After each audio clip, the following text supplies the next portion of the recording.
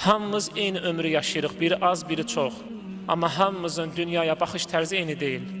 Məsələn, adam var ki, onun dünyaya baxışı ağ və qaradır. Dünyanı ağ və qara görür. Adam da var ki, dünyanı solğun görür. Mövlana deyir ki, dünya sənin gördüyün şəkildədir. Yəni, dünya sənin gördüyündür. Nə qədər göz varsa, o qədər dünya var. Yəni, dünyaya məna verən sənsən, dünyanı mənalandıran sənsən. Dünyanın özündə bir məna yoxdur, sən ona bir məna verirsən. Və fikir versəz, istər Quran-ı Kərimdə olsun, istər hədislərdə olsun, bəzi yerlərdə bu dünya təriflənir, bəzi yerlərdə dünya pislənir. İnsan üçün çox maraqlıdır həqiqətən ki, necə ola bilər ki, dünya bəzən təriflənir, bəzən pislənir.